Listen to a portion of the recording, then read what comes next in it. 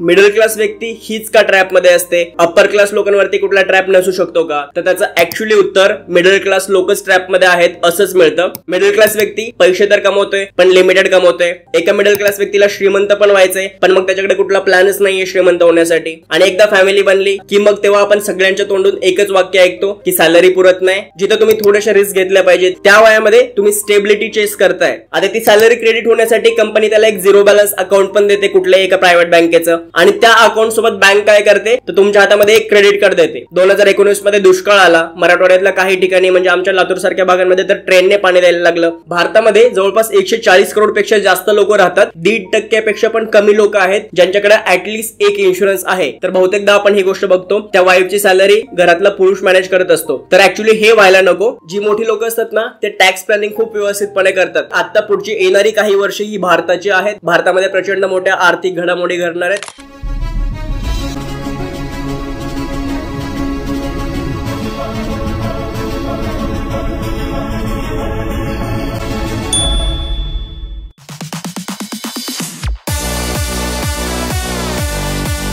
मित्रांनो, middle class व्यक्ती किंवा मिडल क्लास ट्रॅप या गोष्टी आपण नेहमीच ऐकतो आणि तुम्ही सुद्धा ऐकलेल्याच असतील. पण मला एका प्रश्नाचं उत्तर द्या. नेहमी मिडल क्लास व्यक्ती हीच का ट्रॅप मध्ये असते? अप्पर क्लास लोकांवरती कुठला ट्रॅप नसू शकतो का? किंवा मग उलट लोअर क्लास जे व्यक्ती आहेत ते जास्त ट्रॅप मध्ये पाहिजेत मिडल क्लास पेक्षा, पण मग त्यांच्यावरती कुठला ट्रॅप नाहीये आणि फक्त मिडल क्लास लोकच ट्रॅप मध्ये आहेत का? या प्रश्नाचं काय उत्तर आहे हे जर तुम्ही शोधण्याचा प्रयत्न केलात तर सोसायटीमध्ये हे जे तीनही क्लासेस आहेत, अप्पर क्लास, मिडल क्लास आणि लोअर क्लास, या तिघांमध्ये खरं ट्रॅप मध्ये कोण आहे तर त्याचं ऍक्च्युअली उत्तर मिडल क्लास लोकच ट्रॅप मध्ये आहेत असंच मिळतं. असं का आणि त्याच ट्रॅप मधून बाहेर पडण्यासाठी आपण काय करू शकतो या दोनही गोष्टी आपण आजच्या व्हिडिओमध्ये बघणार आहेत. त्यामुळे आजचा व्हिडिओ शेवटपर्यंत बघा. इम्पॉर्टंट व्हिडिओ असणार आहे. याच्यातून तुम्हाला कम्प्लीट पिक्चर क्लिअर होईल की नेमकं मिडल क्लास ट्रॅप काय आहे आणि त्याच्यातून बाहेर पडण्यासाठी आपण काय करू शकतो. सो सगळ्यात आधी आपण हे बघूयात की मिडल क्लास व्यक्तीच का ट्रॅप मध्ये आहे, अप्पर क्लास किंवा लोअर क्लास का नाहीयेत. तर बघा, लोअर क्लास व्यक्ती जर तुम्ही बघितली तर लोअर क्लास व्यक्ती ऑलरेडी एक संघर्षाचं आयुष्य जगते. ते त्यांच्या बेसिक नीड्स साठी स्ट्रगल करतायत. त्यांना ऑलरेडी कमी गोष्टींचा ऍक्सेस आहे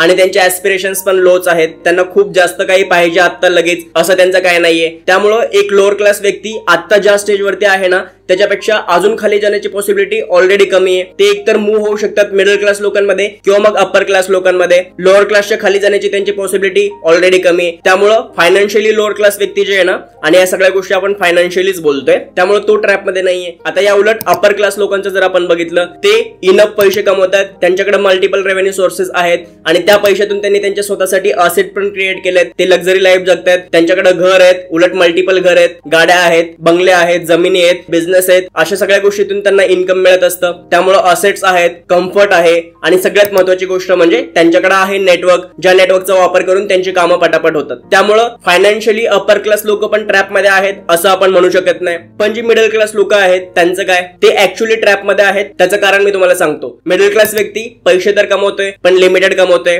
ज्याच्यातून त्याला टॅक्सेस पण द्यायचे, अदर सगळ्या गोष्टी पण पुरवायचे, खर्च पण भागवायचे वगैरे. मिडल क्लास व्यक्तीचे ऍस्पिरेशन तर आहेत की त्याला अप्पर क्लास मध्ये जायचंय, त्याला एक चांगली लाईफस्टाईल हवी आहे, पण त्याला रिस्क पण घ्यायची नाही त्याच्या पैशासोबत, त्याच्या वेल्थ सोबत, इव्हन करिअर सोबत पण. त्यामुळे रिस्क टेकिंग ऍपेटाईट त्याचं खूप कमी आहे. त्याची स्वप्न तर मोठी आहेत, त्याला हवं तर खूप काही आहे, पण मग सेफ्टी पण पाहिजे, सिक्युरिटी पण पाहिजे आणि त्या सिक्युरिटीच्या नादामध्ये त्याला कुठली रिस्क घ्यायची नाहीये. एका मिडल क्लास व्यक्तीला श्रीमंत पण व्हायचंय पण मग त्याच्याकडे कुठला प्लॅनच नाहीये श्रीमंत होण्यासाठी. आणि आपली ओव्हरऑल जो सिस्टीम आहे, इकोसिस्टीम आहे, ती सुद्धा एका मिडल क्लास व्यक्तीला टार्गेट करत असते. ते कसं हे मी तुम्हाला पुढे सांगतो. पण या सगळ्या गोष्टींमुळे एक मिडल क्लास व्यक्ती सगळ्यात जास्त फायनान्शियली ट्रॅप मध्ये आहे आजच्या डेटमध्ये. आणि त्या फायनान्शियल ट्रॅप मधून निघण्यासाठी काय करावं लागेल हे आपण आता बघणार आहेत. दोन सगळ्यात महत्वाची कारणं ज्यासाठी एक मिडल क्लास व्यक्ती फायनान्शियल ट्रॅप मध्ये आहे, ती कारणं आणि त्यातून बाहेर कसं पडायचं याचं सोल्युशन सोबतच आपण बघणार आहेत. आणि या व्हिडिओच्या शेवटी मी तुम्हाला खूप इम्पॉर्टंट फॉर्म्युला सुद्धा सांगणार आहे, जो फॉर्म्युला तुम्हाला मिडल क्लास ट्रॅप मधून बाहेर पडण्यासाठी मदत करणार आहे. त्यामुळे व्हिडिओ शेवटपर्यंत बघा. सगळ्यात महत्वाचं कारण ज्या कारणामुळे एक व्यक्ती मिडल क्लास ट्रॅप मध्ये फसून राहते ते कारण म्हणजे स्टॅबिलिटी इल्युजन. कुठलाही एक मध्यमवर्गीय तरुण किंवा तरुणी बघा, ते लाईफ मध्ये कुठली गोष्ट चेस करत असतात जेव्हा त्यांचं उमेदीचं वय असतं किंवा काहीतरी करण्याचं वय असतं, तर ही सगळी लोक चेस करत असतात स्टॅबिलिटी किंवा स्टेबल लाईफ. जेव्हा की स्टॅबिलिटी नावाचं काही नसतंच. लाईफ मध्ये प्रत्येक ठिकाणी रिस्कच आहे. आपल्याला वाटत असतं कॉलेजमधून बाहेर पडलो आणि जॉबला लागलो की मग आपण स्टेबल होऊ, जॉबला लागलो की असं वाटतं की पेमेंट वाढला, सॅलरी वाढली की मग आपण स्टेबल होऊ, सॅलरी वाढली की मग तेव्हा असं वाटतं आपण लग्न केलं, आपली स्वतःची फॅमिली बनली की मग आपण स्टेबल होऊ, आणि एकदा फॅमिली बनली, एकदा तुमचा सगळा संसार चालू झाला की मग तेव्हा आपण सगळ्यांच्या तोंडून एकच वाक्य ऐकतो की सॅलरी पुरत नाही, पैसे पुरत नाहीत, खर्च परवडत नाहीत वगैरे वगैरे. बरोबर आहे, हीच प्रत्येक मध्यमवर्गीय व्यक्तीची घरघरकी कहाणी आहे. आपण सगळीकडेच बघतोय. तर असं का होतं? तर त्याचं सगळ्यात महत्त्वाचं कारण आहे जिथे तुम्ही थोड्याशा रिस्क घेतल्या पाहिजेत, ज्या वयामध्ये तुम्ही काहीतरी करण्याचा प्रयत्न केला पाहिजे, करिअर उभं करण्याचा प्रयत्न केला पाहिजे, जास्त पैसे कमवण्याचा प्रयत्न केला पाहिजे, त्या वयामध्ये तुम्ही स्टेबिलिटी चेस करताय. आणि जेव्हा की स्टेबिलिटी हे एक फक्त इल्युजन आहे, रिअलिटी नाहीये. या स्टेबिलिटीसाठी आपण कधी कुठली रिस्कच घेत नाही. इव्हन आपल्या पैशांसोबत पण रिस्क घेत नाही, आपल्या करिअर सोबत पण रिस्क घेत नाही, आपल्या स्वप्नांच्यासाठी पण रिस्क घेत नाही. आपण सतत रिस्क अवॉइड करायला शिकतो स्टॅबिलिटीसाठी. आणि रिस्क अवॉइड करणं म्हणजेच अपॉर्च्युनिटीज अवॉइड करणं, संधी गमावणं. त्यामुळं आपण रिस्क अवॉइड नाही केल्या पाहिजेत. तर ती रिस्क घ्यायची कशी आहे, ती मॅनेज कशी करायची, ती असेस म्हणजेच कॅल्क्युलेट कशी करायची आणि त्या रिस्कला लिव्हरेज कसं करायचंय, म्हणजे त्याच रिस्क मधून आपल्याला हवं असलेलं ध्येय कसं साध्य करायचंय, हे एका मध्यमवर्गीय तरुणाने किंवा तरुणीने शिकणं गरजेचं आहे, जे की आपल्याला कोणी सांगत नाही किंवा कोणी शिकवत नाही. त्यामुळं ही जर गोष्ट तुम्हाला शिकायची असेल तर काय करावं लागेल? बेसिकली तुम्हाला तुमचा माइंडसेट शिफ्ट करावा लागेल आणि छोट्या छोट्या रिस्क तुम्हाला नोईंगली घ्याव्या लागतील, इंटेन्शनली घ्यायला लागतील, तुमच्या करिअर सोबत पण आणि इव्हन तुमच्या फायनान्सेस सोबत, पैशांसोबत सुद्धा. आयुष्यामध्ये प्रत्येक ठिकाणीच रिस्क आहे. म्हणजे तुम्ही रस्ता क्रॉस करताय त्या ठिकाणी पण रिस्क आहे. एखादा इलेक्ट्रिशियन इलेक्ट्रिसिटीचं काम करतोय त्या ठिकाणी पण रिस्क आहे. एखादा ड्रायव्हर त्याची गाडी चालवतोय त्या ठिकाणी पण रिस्क आहे. आयुष्यात प्रत्येक ठिकाणी ऍक्च्युअली रिस्क असते, पण बऱ्याच वेळेस आपण स्वतःवरती विश्वास ठेवतो आणि पुढे चालत राहतो. तसंच या ठिकाणी सुद्धा आपल्याला करणं गरजेचं आहे. पैसे सेव्ह करणं आणि फ्युचरसाठी इन्व्हेस्ट करणं, ग्रो करणं, या गोष्टी आपण शिकून घेतल्या पाहिजेत. पण आता तुम्ही म्हणाल आलेली सॅलरी तर कशी संपते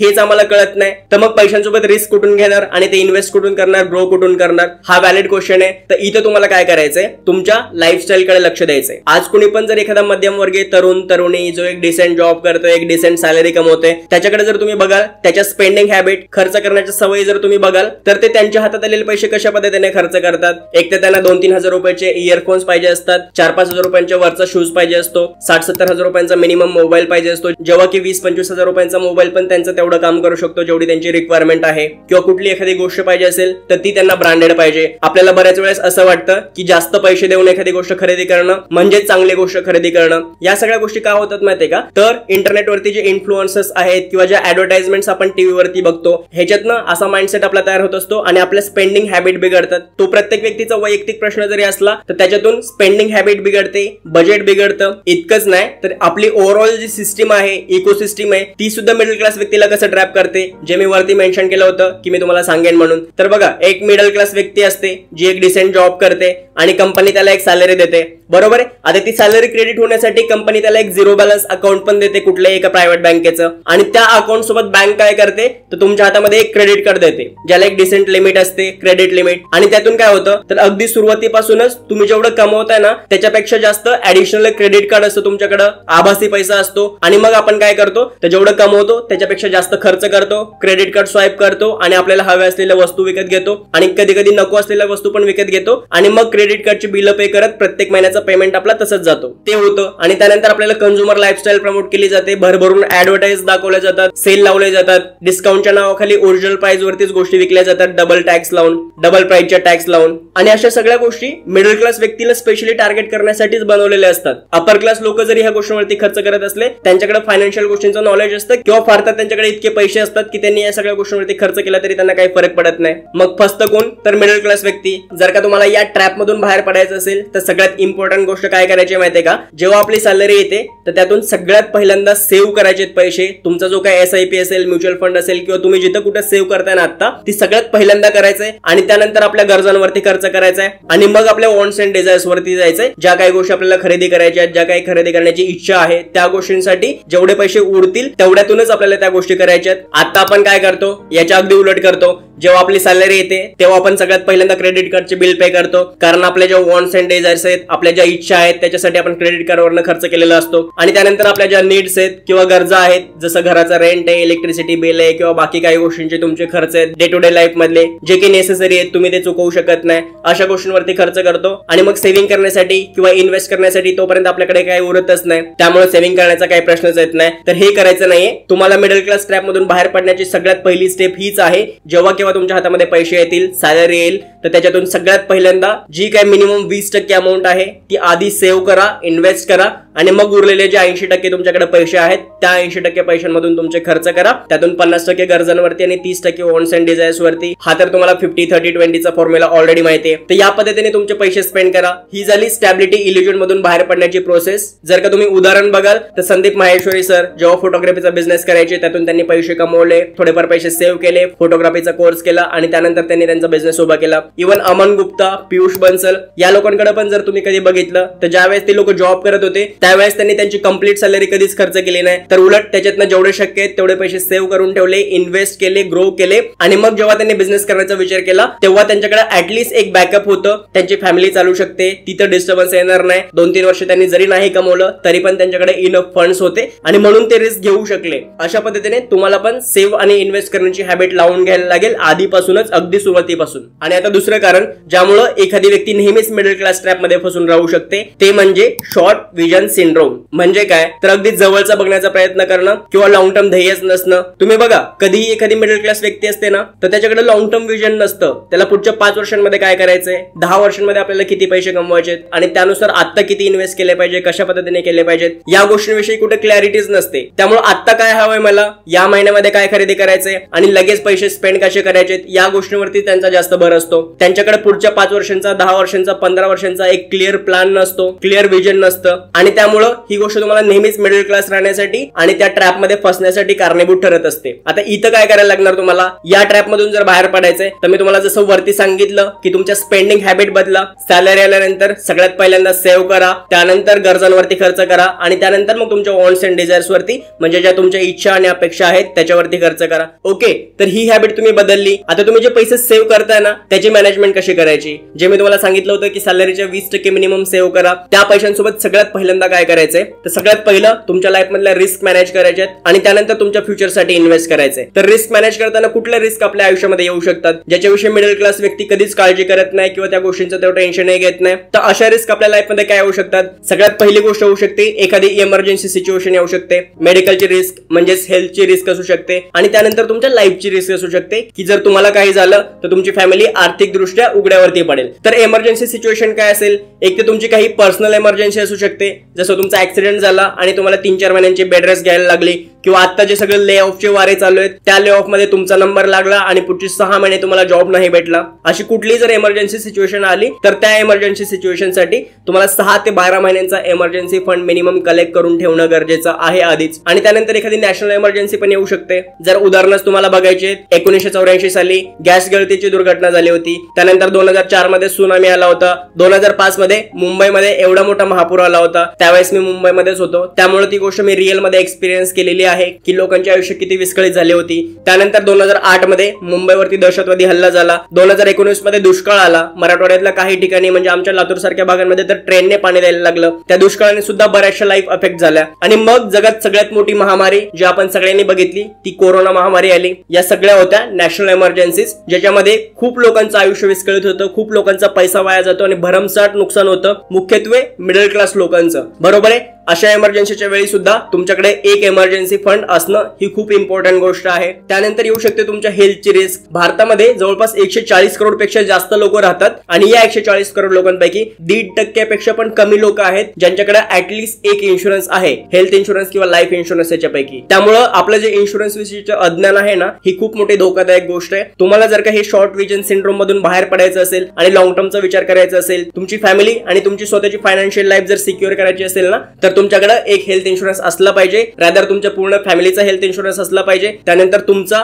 आणि जर का तुमच्यासोबत अजून कुणीही वर्किंग असेल घरी तर त्यांचा लाईफ इन्शुरन्स असलाच पाहिजे, जेणेकरून त्यांना काही झालं किंवा तुम्हाला काही झालं तर तुमची पूर्ण फॅमिली सफर करणार नाही. म्हणून आधी आपल्या पैशांनी या रिस्क कव्हर करून घ्या आणि मग बाकी पैशांमधून फ्युचरसाठी इन्व्हेस्ट करा. आपल्या द कम्प्लीट इन्व्हेस्टमेंट गाईड या व्हिडिओमध्ये या सर्व गोष्टी मी अगदी डिटेलमध्ये आणि व्यवस्थितपणे समजावून सांगितलेल्या आहेत. जर तुम्ही अजून बघितला नसेल तर तो व्हिडिओ सुद्धा बघा. सो या पद्धतीने आपल्याला हळूहळू प्रयत्न करत राहायला लागतील मिडल क्लास ट्रॅप मधून बाहेर पडण्यासाठी. पण सुरुवात कुठून करायची? जर प्रॅक्टिकली पुढच्या 5 वर्षांमध्ये किंवा 10 वर्षांमध्ये तुम्हाला या मिडल क्लास ट्रॅप मधून बाहेर पडायचं असेल तर आपण काय केलं पाहिजे? मी तुम्हाला म्हणालो होतो की व्हिडिओच्या शेवटी मी तुम्हाला एक फॉर्म्युला सांगेल, तो मी तुम्हाला आता सांगतो. जबरदस्त बेसिक फॉर्म्युला आहे. ऍक्च्युअली फॉर्म्युलाचं नावच बेसिक आहे. सगळ्यात पहिलं बेसिक फॉर्म्युलाचा B for build your strong foundation. म्हणजे काय तर अजूनही बघा, जर तुम्ही एखादं मध्यमवर्गीय कुटुंब ऑब्झर्व केलं ना आणि जर का तिथे हजबंड वाईफ दोघं जॉब करत असतील तर बहुतेकदा आपण ही गोष्ट बघतो, त्या वाईफची सॅलरी आणि त्या सगळ्या गोष्टी घरातला पुरुष मॅनेज करत असतो. तर ऍक्च्युली हे व्हायला नको.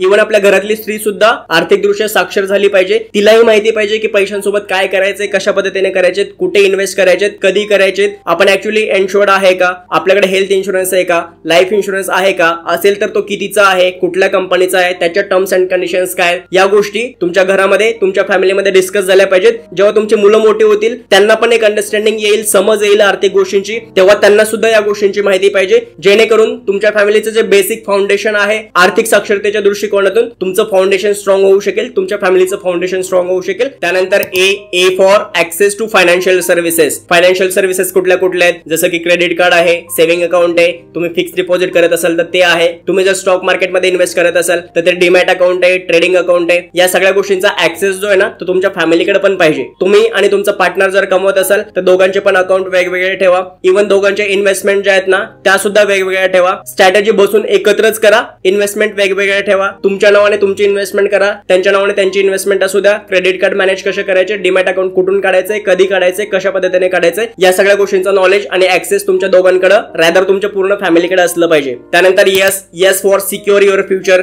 मी तुम्हाला सांगितलं की फ्युचर मधल्या एमर्जन्सीज आणि फ्युचर मध्ये तुम्हाला जे काही पैसे लागणार आहेत त्याच्यासाठी आतापासूनच इन्व्हेस्टमेंट करायला स्टार्ट करा. हेल्थ इन्शुरन्स नक्की घ्या, लाईफ इन्शुरन्स पण घ्या आणि इमर्जन्सी फंड सुद्धा तयार करून ठेवा, मिनिमम 6 महिने ते वर्षभराचा. आणि त्यानंतर आय फॉर इन्व्हेस्ट वाईजली. जेव्हा तुमच्या हातामध्ये सॅलरी येते तेव्हा आधी इन्व्हेस्ट करा आणि इन्व्हेस्टमेंट वरती पण थोडंसं नॉलेज घ्या. थोडंसं डोकं लावून बुद्धी लावून जर कुठे इन्व्हेस्ट केले तर आपले पैसे वाढू शकतील. एखादा साईड बिझनेस आपण स्टार्ट केला पाहिजे का, एखाद्या फ्रँचाइज मॉडेलमध्ये किंवा एखाद्या स्टार्टअप मध्ये आपण इन्व्हेस्ट करू शकतो का, अशा बऱ्याचशा गोष्टींचं नॉलेज घ्या आणि त्यानंतर आपण सेव्ह केलेले पैसे योग्य रीतीने आणि वाईजली इन्व्हेस्ट करा, जेणेकरून तुमचं फ्युचर सिक्युअर करण्यासाठी तुम्हाला ते पुढे जाऊन मदत करतील. आणि बेसिक फॉर्म्युलाचा सी आहे सी फॉर कॅल्क्युलेट टॅक्सेस. बघा, खूप मध्यमवर्गीय लोक ही चूक सर्रास करतात की ते टॅक्सेस मॅनेज करण्यावरती सुरुवातीपासून लक्षच देत नाहीत. जेव्हा तुमचं इन्कम टॅक्सेबल इन्कम पेक्षा जास्त असेल ना तर अगदी सुरुवातीपासूनच आपण टॅक्सेस मॅनेज करण्यावरती भर दिला पाहिजे. अशा बऱ्याचशा गव्हर्नमेंट स्कीम्स असतात किंवा तुमचं एखादं लोन चालू असेल किंवा तुम्ही LIC घेतलेली असेल, अशा बऱ्याचशा गोष्टींमधून तुम्हाला टॅक्स रिडम्पशन मिळत असतं आणि त्या टॅक्स रिडम्पशनचा आपण फायदा घेतला पाहिजे.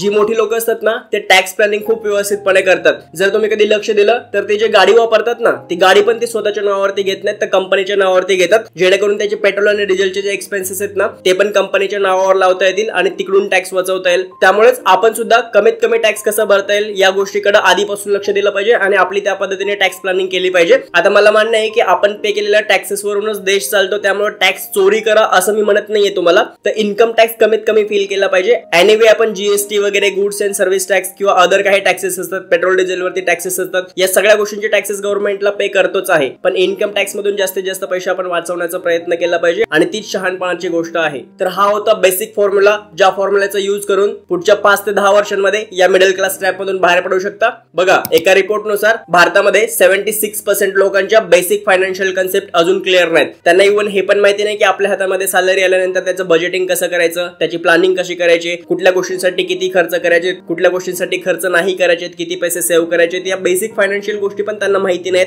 त्यामुळे आपला भारत आता सुद्धा फक्त 24% फायनान्शियली लिटरेट आहे आणि तरीही पुढच्या 5-1 वर्षांमध्ये जगातली 3ऱ्या नंबरची सगळ्यात मोठी अर्थव्यवस्था होण्याची आपली कॅपॅसिटी आहे. त्यामुळे जस्ट इमॅजिन करा, जर ही संख्या 24% वरून 48% झाली आणि इतकी लोक जर आर्थिक साक्षर झाली तर मग आपला भारत कुठे असेल. डॉक्टर APJ अब्दुल कलाम सरांनी आपल्याला जे आर्थिक महासत्ता होण्याचं स्वप्न दाखवलं होतं ना, मे बी ते पूर्ण झालेलं असेल आणि त्यासाठी आपल्याला फायनान्शियली लिटरेट होणं गरजेचं आहे. मी आधीच्या व्हिडिओमध्ये सुद्धा एकदा सांगितलेलं आहे की आता पुढची येणारी काही वर्ष ही भारताची आहेत. भारतामध्ये प्रचंड मोठ्या आर्थिक घडामोडी घडणार आहेत, आपली इकॉनॉमी वेगाने वाढणार आहे, इव्हन इथली इंडस्ट्रियल डेव्हलपमेंट पण चांगल्या पद्धतीने होणार आहे पुढच्या काही वर्षांमध्ये. त्याचं कारण आहे तुमच्या माझ्यासारखी जी वर्किंग फोर्स आहे, इथे एवढ्या मोठ्या प्रमाणामध्ये वर्कफोर्स आहे भारतामध्ये आणि म्हणून संपूर्ण जगाचं लक्ष भारताच्या मार्केटवरती आहे. आणि त्या गोष्टीचा जर तुम्हालाही फायदा घ्यायचा असेल तर तुम्हाला सुद्धा काही गोष्टी जाणीवपूर्वक करायला लागतील, व्यवस्थित तुमचे फायनान्सेस प्लॅन करायला लागतील. त्यामुळे फायनान्सेस कडे अजिबात दुर्लक्ष करू नका. आलेला पेमेंट आपलाच आहे आणि तो आत्ताच उडवायचा, या भ्रमापासून दूर राहा, तरच तुम्ही मिडल क्लास ट्रॅपच्या बाहेर येऊ शकता. आय होप मी तुम्हाला व्यवस्थितपणे समजावून सांगितलेलं आहे की मिडल क्लास ट्रॅप म्हणजे नेमकं काय आणि आपण सगळेच त्या मिडल क्लास ट्रॅप मध्ये कशा पद्धतीने फसतोय आणि त्यातून बाहेर कसं पडायचंय हे सुद्धा या व्हिडिओमध्ये मी तुम्हाला सांगितलेलं आहे. जर व्हिडिओ तुम्हाला आवडला असेल तर व्हिडिओला लाईक करा. तुमचे अजूनही काही प्रश्न असतील तर कमेंट कमेंट बॉक्समध्ये विचारायला विसरू नका